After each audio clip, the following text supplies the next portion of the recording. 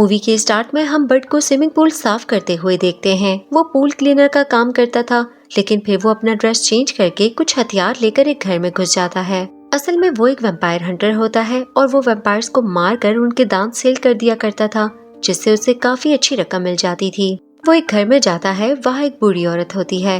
वो बर्ड को वहाँ से जाने का कहती है, मगर बर्ड उसे शूट कर देता है। लेकिन वो औरत वैम्पायर थी और वो बर्ड पर हमला कर देती है। यहाँ बर्ड किसी तरह उसे मार ही डालता है। तभी पीछे से एक दूसरा वैम्पायर उस पर हमला करने लगता है, मगर वहाँ बर्ड ने पहले से ही सिल्वर वायर लगा रखी थी और उससे उस वैम्पायर का गला कट जाता है और वो भी मर जाता है। इसके बाद हम एक वैम्पायर को देखते हैं जिसका नाम ऑड्री था। वो वैम्पायर्स के लिए कॉलोनी बनवा रही थी और यहाँ वो अपने पार्टनर को मार डालती है।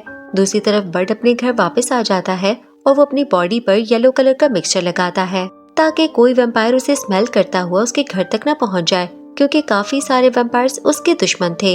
इसके बाद बर्ड अपनी बेटी को लेकर अपनी एक्स वाइफ के घर जाता है जिसका नाम जॉसलिन था। जॉसलिन उससे लेट आने की वजह पूछती है तो वो बताता है कि वो पूल साफ करने के लिए गया था। असल में बर्ड ने अपनी फैमिली को अपने वैम्पायर हंटर होने के बारे में नहीं बताया था। यहाँ जॉसलिन अपना घर सेल करने का कहती है ताकि वो अपनी बेटी की बेसिक नीड पूरी कर सके, क्योंकि बर्ड की फाइनेंशियली कंडीशन ठीक नहीं थी। वो अपनी बेटी की स्कूल फी पे नहीं कर पा रहा था, मगर बर्ड कहता है कि वो कुछ दिनों में पैसों का इंतजाम कर लेगा। इसके बाद वो एक शॉप पर जाता है और वहाँ वो वैम्पायर्स के दांत सेल कर देता है। इसके बाद ऑड्री उसी घर में जाती है जहाँ बर्ड ने 2 वैम्पायर्स को मार दिया था। ऑड्री उस बूढ़ी औरत वैम्पायर को मरा हुआ देखकर रोने लगती है, क्योंकि असल में उस बूढ़ी औरत के रूप में उसकी बेटी थी और वो अपने साथियों को अपनी बेटी के कातिल ढूंढने का कहती है। इसके बाद बर्ड अपने दोस्त जॉन से मिलता है और वो जॉन से यूनियन को रीजॉइन करने का कहता है ताकि जॉन बॉस से बात करके उसे वापस से यूनियन में शामिल कर ले। जॉन बर्ड को लेकर ऑफिस आ जाता है। असल में यूनियन एक सीक्रेट वैम्पायर हंटर सोसाइटी थी और पहले बर्ड उनके लिए ही काम करता था, मगर फिर अपनी गलतियों की वजह से वहाँ से निकाला जाता है। अब बर्ड एक और चांस मांगने के लिए आया है और यहाँ बॉस जॉन के कहने पर बर्ड को वापस से हायर कर लेता है, लेकिन वार्निंग भी देता है कि अगर कोई गलती की तो वो उसे निकाल देंगे। और यहाँ बॉस बर्ड की ड्यूटी डे शिफ्ट में लगाता है। बर्ड मान जाता है। इसके बाद बर्ड वहाँ ऑफिस में वैम्पायर के दांत सेल करता है। पहले तो उसे पैसे मिलते हैं, मगर उस पर कंपनी का काफी लोन था तो वो पैसे वापस ले लेते हैं। यहाँ बॉस आकर सैथ को बर्ड के साथ काम करने का कहता है, जिसे सुनकर वो दोनों हैरान रह जाते हैं। इसके बाद वो दोनों वैम्पायर्स को मारने के लिए निकल जाते हैं। एक लोकेशन पर पहुंचकर बर्ड सैथ को गाड़ी में रहने का कहकर खुद अकेले ही वैम्पायर्स को मारने के लिए चला जाता है। वहाँ वो कुछ वैम्पायर्स को मार डालता है, लेकिन एक वैम्पायर बर्ड पर हमला कर देता है। वो बर्ड को काटने की कोशिश कर रहा था, तभी वहाँ सैथ आ जाता है। बर्ड उसे गन उसकी तरफ फेंकने का कहता है और वो ऐसा ही करता है और बर्ड उस वैम्पायर को मार डालता है और वो दोनों बाहर आ जाते हैं। सैथ बहुत ज्यादा डरा हुआ था। दूसरी तरफ ऑड्री उस शॉप तक पहुंच जाती है जहां उसकी बेटी के दांत सेल हुए थे और वो उस आदमी से उस इंसान के बारे में पूछती है जिसने दांत सेल किए थे, तो वो आदमी यहाँ बर्ड के बारे में बता देता है। इसके बाद अगले दिन बर्ड सैथ के साथ उसी शॉप में वैम्पायर के दांत सेल करने जाता है, मगर वहाँ शॉपकीपर की डेड बॉडी देखकर समझ जाता है कि उसे वैम्पायर्स नहीं मारा है और अब उन वैम्पायर्स को उसके बारे में भी पता है। यहाँ सैथ कहता है कि उन्हें ये सब यूनियन को बता देना चाहिए, मगर बर्ड कहता है कि इससे उसकी जॉब चली जाएगी और वो अपनी बेटी की स्कूल फी पे नहीं कर सकेगा, अपनी फैमिली का ख्याल नहीं रख सकेगा। ये सब सुनकर सैथ इमोशनल हो जाता है और मान जाता है कि वो यूनियन को कुछ नहीं बताएंगे। इसके बाद वो दोनों एक और जगह वैम्पायर्स को मारने जाते हैं, मगर वहाँ दूसरी कंपनी के 2 और हंटर आए होते हैं। बट उनको वहाँ से जाने का कहता है, मगर वो लोग कहते हैं कि वो लोग साथ मिलकर शिकार करेंगे और दांतों से मिलने वाले पैसों को हाफ तकसीम करेंगे। तो बर्ड उनकी बात मान जाता है। इसके बाद वो लोग मिलकर काफी सारे वैम्पायर्स को मार डालते हैं और वो लोग सब वैम्पायर्स के दांत निकाल लेते हैं।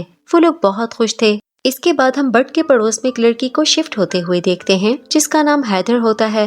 बर्ड उसकी सामान सेट करने में मदद करता है। इसके बाद बर्ड अपनी बेटी को लेकर उसकी दोस्त की बर्थडे पार्टी में आया होता है। वहाँ बर्ड को ऑड्री की कॉल आती है जो उसे कहती है कि उसने उसकी बेटी को मार दिया है।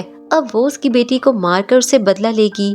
ये सुनकर बर्ड डर जाता है और वो फौरन अपनी बेटी को लेकर वहाँ से जाने लगता है। वो अपनी बेटी को वीडियो गेम लगा कर देता है। फिर वो वैम्पायर्स को मारकर वहाँ से निकल जाता है, मगर काफी सारे वैम्पायर्स उनके पीछे लग जाते हैं। बर्ड सबको मार देता है। फिर वो एक छुपे हुए रास्ते से वहाँ से निकल जाता है। वो अपनी बेटी को लेकर जॉसलिन के घर आ जाता है, मगर वहाँ वो देखता है कि ऑड्री पहले से वहाँ पहुँच चुकी थी। उसके लोग जॉसलिन और बर्ड दोनों को पकड़ लेते हैं।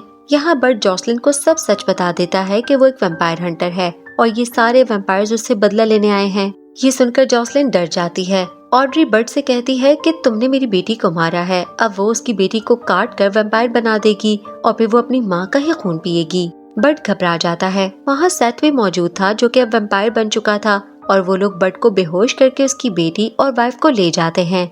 जब बट को होश आता है तो वो सेथ को वहाँ देखता है। वो उसे बताता है कि असल में उसकी न्यू पड़ोसी हैदर ने ही ऑड्री को उसके बारे में बताया था। तो वो फौरन उसके घर जाता है और उसे गन पॉइंट पर ले लेता है। हैदर बताती है कि असल में ऑड्री ने उसे वैम्पायर बना दिया था और अपने कंट्रोल में कर लिया था, लेकिन उसे सच में ऐसा करने पर बहुत अफसोस है और वो भी अब उसका साथ देना चाहती है उसकी फैमिली को बचाने के लिए। बट भी उसकी बात मान जाता है। फिर वो तीनों मिलकर उस जगह पर पहुंच जाते हैं जहां ऑड्री बट की फैमिली को लेकर गई थी। वो लोग वैम्पायर्स को मारना शुरू हो जाते हैं। वैम्पायर्स बहुत ज्यादा थे, उनके कंट्रोल से बाहर थे। अब यहाँ जॉन भी आ जाता है और अपनी गन से बहुत सारे वैम्पायर्स को मार डालता है। अब यहाँ हैदर बट को ऑड्री की सही लोकेशन बताती है और फिर वो सेथ को लेकर दूसरी तरफ चली जाती है वैम्पायर्स को मारने के लिए और बड और जॉन ऑड्री की तरफ जाने लगते हैं। बड और जॉन मिलकर वैम्पायर्स को मारने लगते हैं। वहाँ ऑड्री के पास जॉसलिन और बड की बेटी थी। उसे भी बड के आने का पता चल जाता है और वो बड के मारने का ऑर्डर दे देती है। दूसरी तरफ एक वैम्पायर जॉन को काट लेता है और अब जॉन बड को आगे जाने का कहता है। बट जाना तो नहीं चाहता था, मगर मजबूरन अपनी फैमिली के लिए वो चला जाता है और वहाँ जॉन अपनी बॉडी में लगा बॉम्ब एक्टिव कर देता है और ब्लास्ट होते ही वहाँ जितने भी वैम्पायर्स थे वो मारे जाते हैं। जॉन की मौत से बट भी दुखी हो जाता है।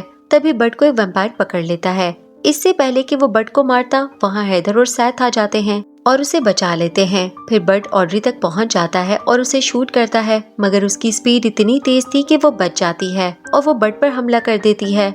वो बट को बहुत मारती है। फिर वो बट को जान से मारने वाली थी, तभी जॉसलिन उस पर एक लकड़ी से हमला कर देती है, जिससे वो थोड़ी जख्मी हो जाती है और वो जॉसलिन और उसकी बेटी की तरफ बढ़ने लगती है।